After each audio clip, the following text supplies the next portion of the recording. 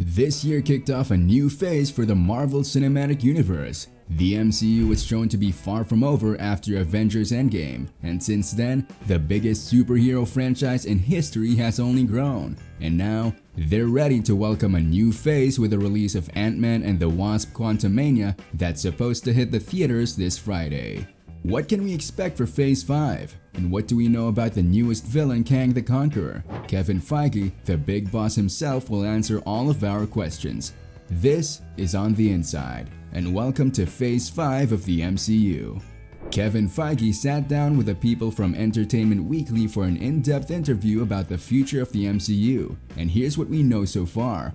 Marvel decided to start off Phase 5 with Ant-Man because they wanted to kick things off with a hero that people are already familiar with. As with Kang, Feige stated that they've considered him to be the main villain for a few years now, stating that he has the same reputation as Thanos in the comics, and Kang's appearance in Loki Season 1 only solidified their decision.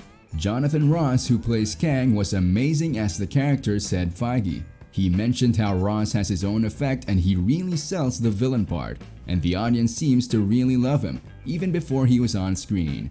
People were gushing over him on talk shows even if he hasn't appeared on Loki yet. He's a great actor that charmed the hearts of everyone. Feige was also asked how he plans for the release of Phase 5, also known as the Multiverse Saga. He said that it's all about setting up the big overarching thread that will go on through the next stages.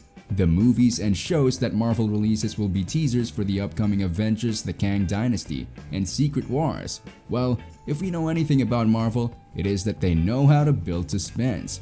He also stated that over the next few years, Marvel Studios will start releasing less shows on Disney Plus to give each show a chance to stand out. Feige was also asked about the upcoming projects for Phase 5 like the Marvels, and here's what he has to say about it. Marvel comic fans will recognize elements of the Kree-Skrull War, and it's picking up directly after the end of Captain Marvel 1, not in timeline, but in story. We also do that in our upcoming Disney Plus series Secret Invasion, and those are two very different follow-ups to the movie, so we've got that to look forward to. The interview also tackled Captain America: New World Order, which will be released next year. Feige commented on how excited they are to be working with Harrison Ford and commended him for his work. We're all excited for this. I mean, Han Solo in the MCU? Count me in. Another movie to be released next year is Thunderbolts, and although we know relatively little about the film, we can expect to see Sebastian Stan, David Harbour, and Florence Pugh in it.